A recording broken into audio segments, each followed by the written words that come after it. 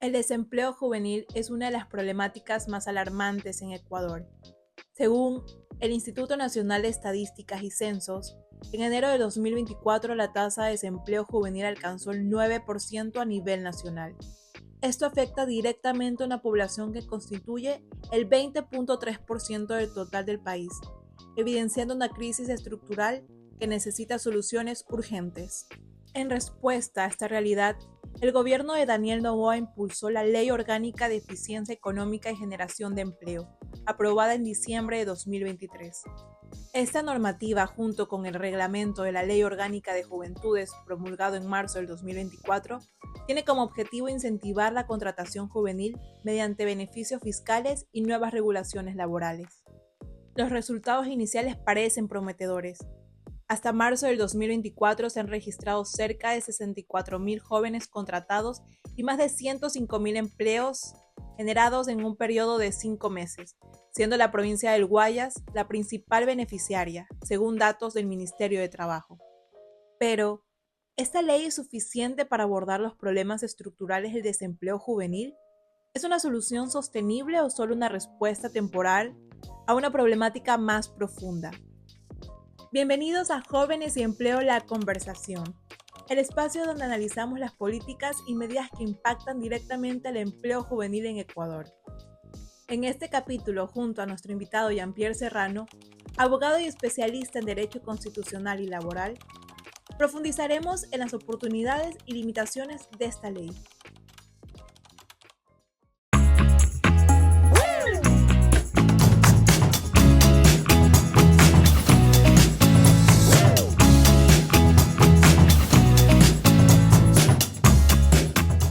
Bueno, bienvenidos a este primer capítulo del podcast Jóvenes y Empleo, la conversación. El día de hoy tenemos de invitado a Jean-Pierre Serrano. Un gusto, Jean-Pierre.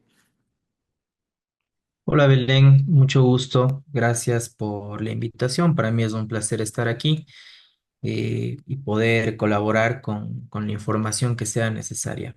Siempre creo que es importante poder contribuir para la academia. Perfecto. Antes de empezar, queremos conocer un poco quién es Jean-Pierre Serrano, antes de empezar con todo esto de las preguntas. Por supuesto, bueno, soy un joven abogado actualmente en libre ejercicio. Soy abogado por la Universidad Central del Ecuador. Soy magíster en Derecho Constitucional por la Universidad de Especialidades de Espíritu Santo. Soy especialista en materia laboral, es una de las especialidades de mi estudio jurídico. Serrano en Compañía Abogados, nos dedicamos bastante a materia laboral, entonces justamente creo que por eso es la pertinencia de esta invitación. En mi trayectoria he trabajado en el sector público, en el sector privado, he estado, por ejemplo, en el Consejo de la Judicatura, en donde hemos podido adquirir experiencia de diverso orden. Sí, eso es lo que te puedo contar, Belén. Ok, entonces empezamos ya con estas preguntas. Lo primero que queremos saber es, desde su perspectiva legal, ¿cómo encaja esta ley orgánica de eficiencia económica y generación de empleo dentro del marco constitucional del Ecuador? Bueno, ¿cómo encaja esta ley dentro del marco constitucional? Esta es una ley orgánica, ¿no? Tú podrás encontrar en el artículo 425 de la Constitución de la República cuál es el orden jerárquico de aplicación de la ley. Entonces tenemos, por ejemplo, la Constitución, tratados internacionales, después viene, por ejemplo, o después vienen, por ejemplo, las leyes orgánicas, después vienen otro tipo de leyes, reglamentos, ordenanzas, decretos, etcétera. Entonces, digamos que eh, en el marco constitucional, esta es una ley que tiene un rango importante, por decirlo, un rango principal dentro de nuestro marco constitucional para que lo podamos entender de esta forma, ¿no? Lo importante, creo yo, no es dar tanto una explicación en, en términos jurídicos, sino en términos que la sociedad eh, en general puede entender. Entonces, vamos a decir que esta ley tiene, ocupa un orden jerárquico principal, ¿sí? Ok, ¿qué opina sobre los objetivos declarados de esta ley en relación con la promoción específicamente de empleo juvenil? Bueno, esto ya creo. lo he manifestado en algunas ocasiones.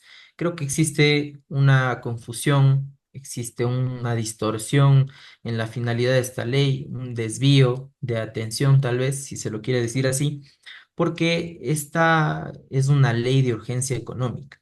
Entonces, esta ley tiene por finalidad que existan incentivos de naturaleza tributaria, de naturaleza económica. Y esto de la generación de empleo es algo secundario, pero que queda en el plano de la ineficacia.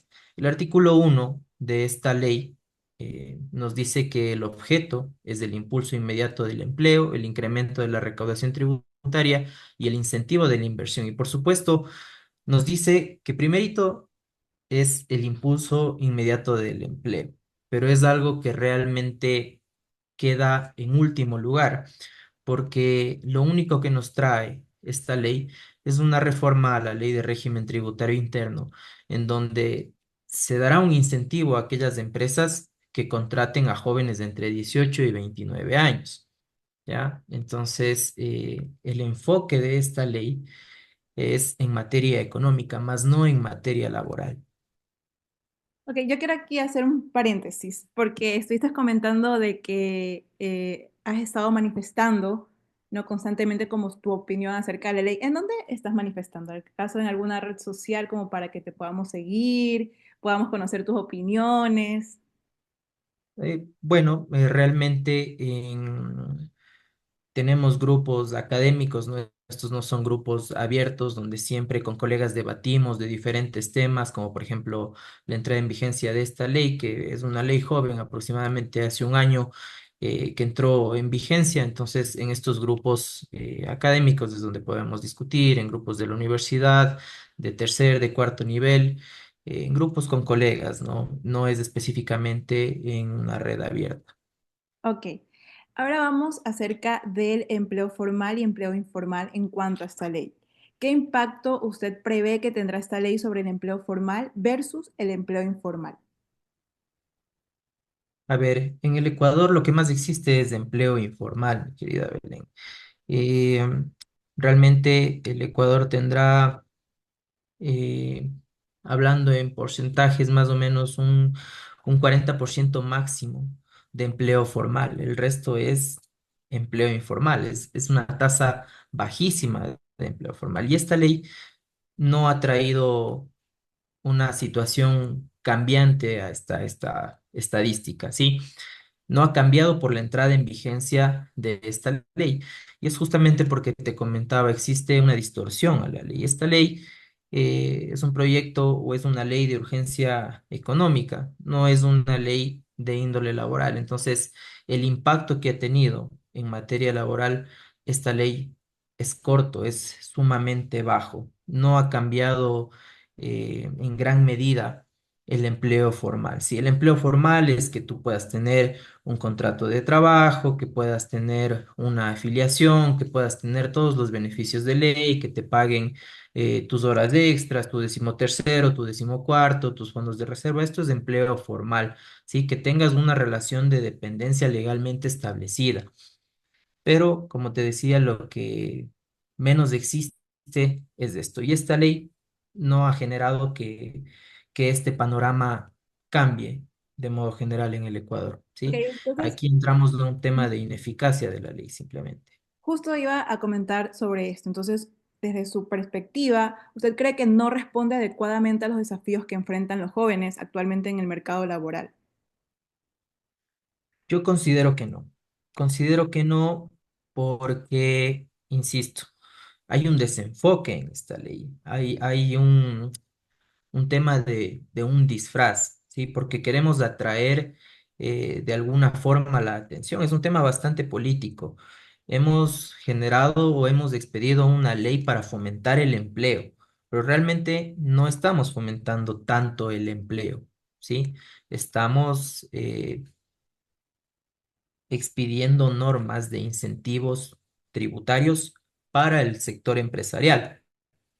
Y dentro de estos incentivos existen ciertas recompensas para aquellas empresas que contraten a estos jóvenes entre estas edades, ¿sí? Pero Tal vez este incentivo no es suficiente. Estos incentivos tal vez no son suficientes porque puede ser que existan otras dificultades que las empresas vean o los empleadores tengan en cuenta previo a realizar una contratación, como algo muy general, el tema de la experiencia. Contratar a un joven sin experiencia no es muy llamativo, no llama mucho la atención para muchos empleadores.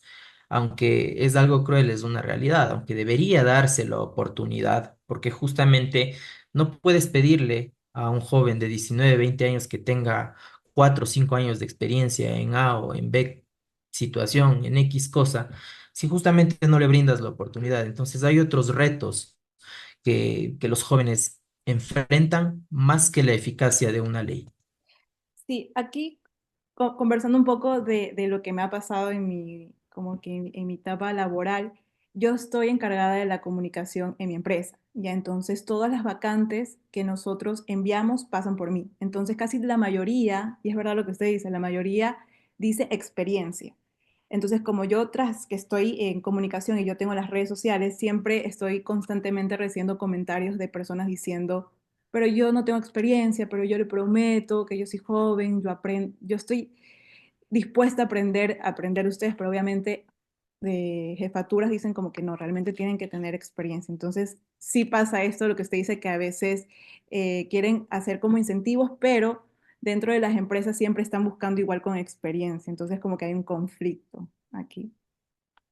Sí, sí, totalmente. O sea, incluso debemos tener en cuenta que hay muchos jóvenes o la juventud en la actualidad prefiere acceder a un trabajo aunque sea mal remunerado, incluso aunque no le remuneren. ¿Por qué? Porque prefiere la oportunidad de aprender, de adquirir esta experiencia, porque justamente ve que en la mayoría de trabajos le piden un requisito de experiencia mínimo que nunca lo va a cumplir si es que no adquiere una oportunidad. Entonces, lo que el joven busca es una oportunidad mínima para aprender, para llenarse de conocimientos, es algo que le servirá a futuro. Pero muchas veces para muchos empleadores o muchas empresas eso no es suficiente, ese ánimo, esa gana de aprender o de ponerse la camiseta no es suficiente y lastimosamente, como digo, esa es una realidad. ¿Y qué incentivos desde su perspectiva pueden hacer adecuados para que aumente esto de empleabilidad juvenil en Ecuador? Tal vez no podemos decir todos, pero ¿cuáles serían como que puntuales que usted diría, esto sí o sí tendría que haber en una ley? Yo creo que debe existir leyes laborales más flexibles, flexibilidad laboral, porque justamente el miedo del empleador es tener que pagar indemnizaciones, ¿sí? Yo contratar a un trabajador y que tal vez este trabajador no cumpla con las expectativas requeridas o finalmente no sea un buen trabajador, porque bueno, así como hay de todo en esta vida, pueden haber buenos empleadores, malos empleadores y asimismo pueden haber buenos trabajadores o malos trabajadores, trabajadores desobligados, indisciplinados, malcriados, etcétera, o que definitivamente en la práctica no alcanzan a cumplir las metas o el trabajo que mínimamente se requiere para lo cual se le contrató. Entonces, el tema es cómo lo desvinculo después. Si yo contrato hoy un trabajador y durante los 3 primeros meses, porque le puedo hacer un contrato de prueba, y durante los 3 primeros meses me demuestra que es un buen trabajador, proactivo, es pilas, inteligente, hace todo y hace todo bien, pero después, como ya pasamos a una contratación de naturaleza indefinida, se desobliga, le da igual, comienza a procrastinar, a realizar con lentitud las actividades y el empleador empieza a sentirse insatisfecho, ¿sí? Porque obviamente el trabajador primero le mostró una cara y después le muestra otra cara. O puede ser que con el tiempo se dé esta actitud, que también el trabajador, no sé, esté cansado, haya entrado en una zona de confort, le falte tal vez motivación más allá de la disciplina y justamente su rendimiento disminuya, su rendimiento baje y el tema es, no me estás rindiendo, ¿sí? Puedo contratar a otra persona como cuando te contraté a ti, vas 5 años en esta empresa, ¿sí? Y cuando te contraté a ti, el primer año fuiste excelente y los otros 4 años hasta acá tu rendimiento ha ido en detrimento. ha ido bajando, ha ido disminuyendo. Entonces puedo conseguir una persona de cuando te contraté, de la edad que tú tenías cuando te contraté, que va a venir con más ganas, con más ánimos, con toda la energía para poder trabajar de mejor forma, porque tú ya no estás rindiendo. Ahora, ¿cómo te desvinculo? Porque si la única forma de desvincularte sería por causas legales, que son las establecidas en el artículo 169 del Código de Trabajo, o por una causa no legal, que sería en este caso un despido. Y si es que tú entras a un despido, pues obviamente tienes que pagar una indemnización. Entonces, eso es lo que le pesa, creo yo, en general, porque deben haber, y hay de hecho muchos más factores, pero en general esa es una de las razones principales, que el empleador tenga que indemnizar al trabajador para desvincularlo, porque puede ser esta situación o puede ser una riña con el empleador, puede ser cualquier motivo, cualquier razón que exista para querer finalizar esa relación laboral en función de que ya ese trabajador tal vez no es productivo, ya no es conveniente que preste sus servicios en la empresa por haber razón. Entonces, creo que debe existir flexibilidad laboral, creo que debe existir una contratación a tiempo definido, al menos no hablemos de contratación por hora, porque en cambio podemos irnos al extremo de la explotación, pero tal vez sí una contratación a plazo fijo, porque ahora el contrato en general es a plazo indefinido y esto con la finalidad de generar estabilidad laboral, sí, pero también puede existir esta clase de abuso por parte del empleador, más allá, perdón, por parte del trabajador, más allá de que se lo considera al trabajador la parte débil de la relación laboral, puede que exista alguna circunstancia en la que ya no amerite continuar con este trabajador. Entonces ahí viene la dificultad, por eso no hay empleo formal. ¿Sí? Por eso también estamos llenos de casos de despido intempestivo a nivel judicial, ¿sí? Porque no existe esta flexibilidad laboral en la norma. Tenemos una norma de antaño, ¿sí? De como 80 años atrás, que ha venido siendo remendada cada vez que se puede, ¿sí? Entonces, creo que debemos de actualizar el ordenamiento jurídico, acoplarlo a la situación actual, a lo que el Ecuador, nuestra sociedad vive actualmente, y debe existir esta flexibilidad en las contrataciones. Justo está comentando acerca de contratos indefinidos, contratos por hora. También tengo conocimiento que hay empresas que tienen esto de contratos emergentes. Entonces, pueden que tengan como un periodo de prueba y luego de este periodo de prueba te dicen chao y tienen este contrato emergente. No sé qué opina A acerca. ver, el contrato especial emergente nació en función de la emergencia por COVID-19. ¿Sí? Ahí nació el contrato especial emergente, que es un contrato a plazo definido, ¿sí? Pero este contrato también está enfrentando ciertos problemas, eh, porque la ley está vigente, por lo tanto, este contrato está vigente. Sin embargo, existen ya algunos criterios judiciales que indican que este contrato es atentatorio contra los derechos laborales, contra la dignidad laboral, contra la estabilidad laboral y pues están inobservando que son contratos a plazo fijo, ¿sí? Porque la norma también es bastante protectora hacia el trabajador y peor aún cuando se trata, por ejemplo, de trabajadoras, mujeres embarazadas que tienen todavía una protección mucho más grande. No importa la modalidad contractual que tengan, no importa si es contrato especial emergente, o cualquier otra clase de contratación son básicamente intocables, ¿sí? Entonces, claro, existe el contrato especial emergente, por ejemplo, el contrato productivo, por ejemplo, que son contratos a plazo fijo, ¿sí? Se han introducido, pero más allá de que se han introducido a través de una ley, en la práctica judicial están teniendo conflictos. Y es por eso que es importante armonizar con el Código de Trabajo, que es la norma que rige en materia laboral. Ok, estuvimos hablando acerca de los desafíos en cuanto enfrentan los jóvenes en el mercado laboral. Ahora, por otro lado, ¿qué desafíos enfrentan las instituciones públicas y privadas para aplicar esta ley que hemos mencionado de manera efectiva? A ver, las instituciones públicas, tanto, no, bueno, tal vez empresas públicas u otras entidades públicas que contraten trabajadores bajo el régimen de código de trabajo, que es posible ciertos cargos, pero tanto para las instituciones públicas no veo un desafío.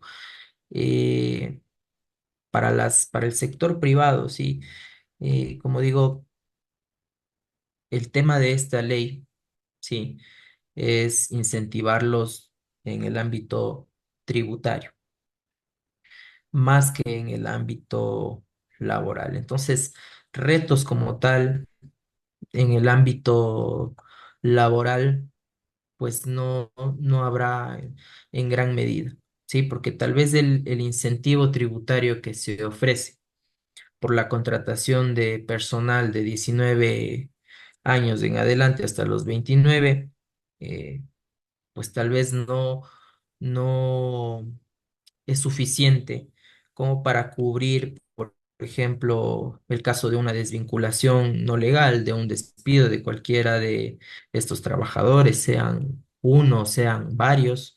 Entonces, como digo, entramos a un tema de ineficacia de la norma. Respecto a esto, la norma es ineficaz, tiene un desenfoque y el tema laboral, la materia laboral no es el objeto principal de esta ley, más allá de que se encuentre así descrito en el artículo 1 de la misma. Ok, ahora, por último, ¿cómo debería el gobierno supervisar el cumplimiento de esta ley para asegurar que realmente este beneficie a los jóvenes? A ver, del cumplimiento de la ley se encargan las diferentes entidades que tienen competencia de acuerdo a las normas que se han dictado. Entonces, principalmente, al ser esta una ley de urgencia económica o una ley en materia económica, más que en materia laboral, el ente principal que se encarga de supervisar el cumplimiento de esta ley es el Servicio de Rentas Internas. ¿Sí? Esta es la entidad que debe hacer el seguimiento del cumplimiento de esta ley, pero claro, tenemos aquí normas que debemos tomar en cuenta. Por ejemplo, para el caso del empleo joven, ¿sí? Que se ha insertado, esto no se ha insertado como reforma en el Código de Trabajo. Ese es el tema, ese es el desenfoque, como para pretender que el Ministerio de Trabajo, que sería la autoridad competente o la institución que tenga la competencia, supervise el cumplimiento de esta reforma. Esto no es posible porque ni siquiera ha sido reformado el Código de Trabajo. La ley que ha sido reformada es la Ley de Régimen Tributario Interno. Entonces, esta es una ley que igual está bajo supervisión, por decirlo así, del Servicio de Rentas Internas. Y en general, no es que existe una, una supervisión o un seguimiento de ley como tal, ¿sí? Realmente la Asamblea Nacional del Ecuador debería hacer un seguimiento de todas las leyes que han expedido, como esta, por ejemplo, con la finalidad de medir la eficacia de la ley, ¿sí? Pero eso es algo que existe jurídicamente hablando, pero no sucede en el Ecuador, la Asamblea no lo realiza. Entonces, digamos que el ente rector en esta ley es el SRI, pero de todos modos tampoco esta entidad va a estar ahí atrás de las personas naturales y o jurídicas eh, quienes puedan aprovecharse de esta ley, haciéndoles un seguimiento de su cumplimiento o no.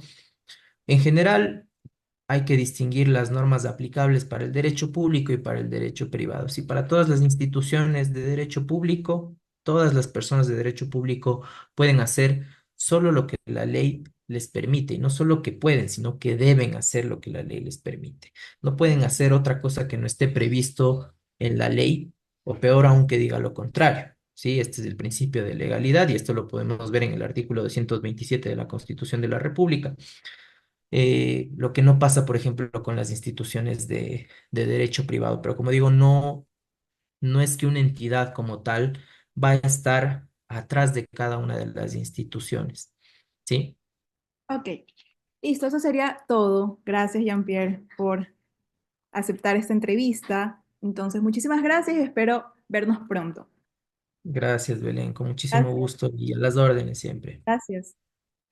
Gracias, Belén.